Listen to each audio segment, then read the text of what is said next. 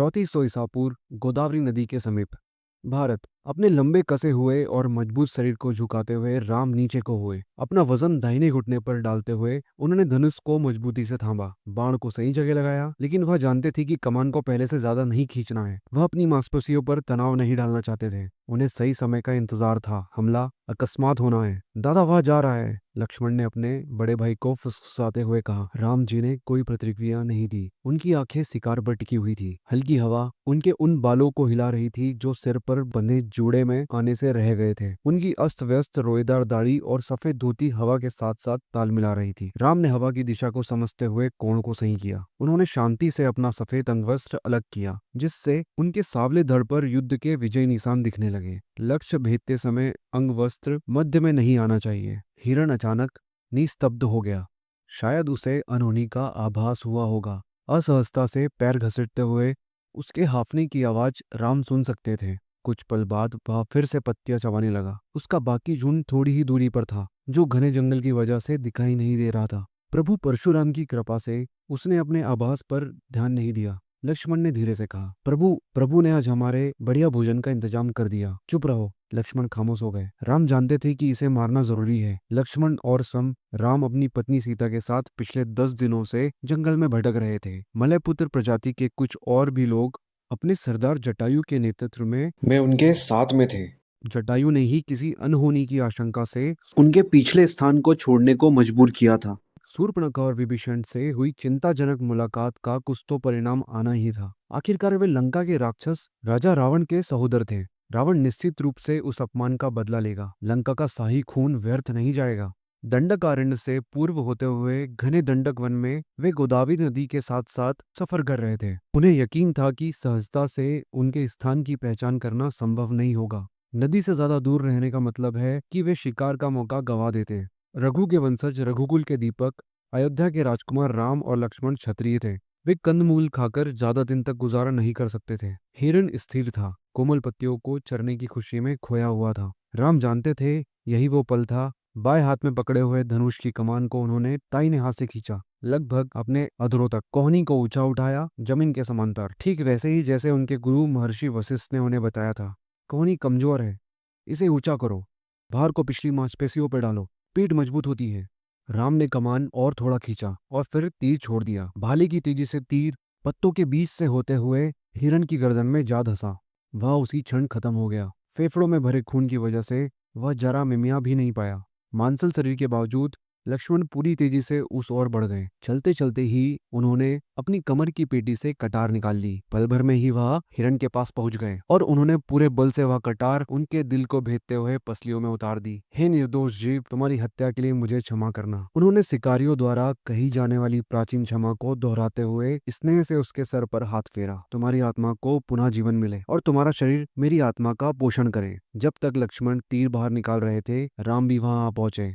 लक्ष्मण ने तीर साफ किया और उनके स्वामी को लौटा दिया। यह अभी भी और काम आ सकता है। राम ने तीर को तरकस में रखते हुए आसमान की ओर देखा। पक्षी खुशी से चहचहा रहे थे। हिरण के अपने समूह को कुछ खबर तक नहीं हुई थी। उन्हें आभास तक नहीं था कि उनके किसी अपने की मृत्यु हो गई है। राम ने प्रभु रुद्र की प्रार्थना करते हुए उनका धन्यवाद किया। अब उन्हें यहाँ से जल्द निकल जाना चाहिए था। राम और लक्ष्मण घने जंगल के बीच अपना रास्ता बनाते हुए चल दिए। राम आगे चल रहे थे। उनके कंधे पर मजबूत लाठी का आगे का सिरा था, जबकि लक्ष्मण उनके पीछे लाठी का दूसरा सिरा कंधे पर उठाए हुए थे। हिरण लाठी के मध्य में लटका हुआ था। उनके चारों पैर मोटी रस्सी से उस पर बंधे हुए थे। वाह, इतने दिनों बाद बढ़िया भोजन करने को मिलेगा, लक्ष्मण ने कहा। राम के चेहरे पर एक मुस्कान खेल गई, लेकिन वह चुप रहे। लेकिन हम इसे अच्छी तरीके से पका नहीं सकते ना दादा? नहीं, ऐसा नहीं कर सकते। घने धुएं से किसी को भी हमारी स्थिति का पता लग सकता है। क्या हमें अभी भी सावधानी बरतने की जरूरत है? उन्होंने कोई हमला नहीं किया। शायद वह हमारा पता नहीं लगा पाए। हमें कोई हमलावर भी तो नहीं मिला अभी तक। उन्हें कैसा पता लगेगा कि हम कहाँ हैं? दंडक वन अथाह है। हो सकता है तुम सही कह रहे हो, लेकिन मैं कोई खतरा नहीं लेना चाहता। हमें सुरक्षा का ख्याल रखना चाहिए। लक्ष्मण शांत हो गए। हालांकि वजन से उनके कंधे झुकने लगे थे। यह कंदमूल खाने से तो बेहतर होगा,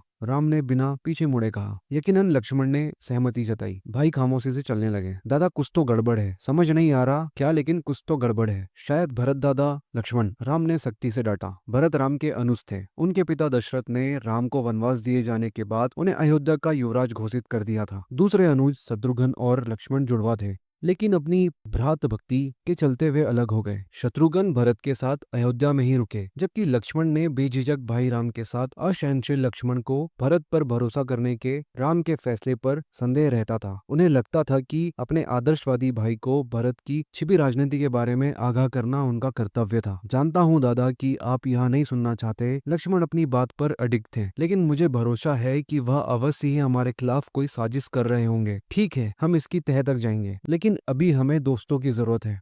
जटायु का कहना सही है, हमें मलयपुत्र के पड़ाव तक पहुंचना ही होगा। कम से कम उनसे मदद की उम्मीद की जा सकती है। मैं नहीं जानता कि किस पर भरोसा किया जा सकता है दादा। हो सकता है वह गिद्ध पुरुष हमारे दुश्मनों से मिला हो। जटायु नागा था, विकृतियों के साथ जन्मी प्रजाति से। राम जटायु पर भरोसा करते थे, उसके बावजूद कि नागा को सप्त सिंधु की घृणित और बहिष्कृत प्रजाति माना जाता था। सप्त सिंधु 7 नदियों का प्रदेश जो नर्मदा नदी के उत्तर में स्थित था। दूसरे नागाओं की तरह जटायु भी विकृतियों के साथ पैदा हुआ था। जटायु के चेहरे पर आगे को उठी हुई हड्डी थी जो किसी चोट का आभास देती थी। उसका सिर गंजा था, लेकिन चेहरा घने बालों से घिरा हुआ था। यद्यपि वह इंसान था, लेकिन देखने में वह गिद्ध जैसा प्रतीत होता था। सीता जटायु पर भरोसा करती है, राम ने कहा। यद्यपि यह पहले से स्पष्ट था। मुझे जटायु पर भरोसा है और तुम्हें भी करना चाहिए। लक्ष्मण चुप हो गए और दोनों भाई चलते रहे। लेकिन आपको भरत दादा के बारे में सोचना असंगत क्यों लगता है?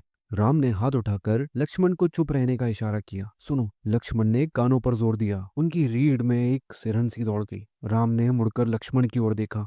उनके चेहरों पर डर सा पथरा गया था। वह दोनों उसे सुन सकते थे। एक डरी हुई चीख, वह सीता की ही आवाज थी। दूरी की वजह से वह छिन्न थी, लेकिन स्पष्टतः वह सीता की ही आवाज थी। वह अपने पति को बुला रही थी। राम और लक्ष्मण हिरण को छोड़कर अधीरता से आवाज की दिशा में दौड़ पड़े। वे अभी भी अपनी कुटिया से कुछ दूरी पर थे। राम की आवाज चहचहाते पक्षियों के पार सुनी जा सकती थी। राम राम। उन्हें अब संघर्षों की आवाज भी सुनाई देने लगी थी, धातु रगड़ने की। राम जंगल में बेतहाशा भागते हुए चिल्लाए, सीता। लक्ष्मण ने लड़ने के लिए तलवार खींच ली। राम, उसे छोड़ दो। राम की आवाज में क्रोध का कंपन था। उनकी गति हवा से भी तेज थी। राम। राम की पकड़ धनुष पर मजबूत हो गई। कुटिया से अब वह कुछ ही दूरी पर थे। सीता।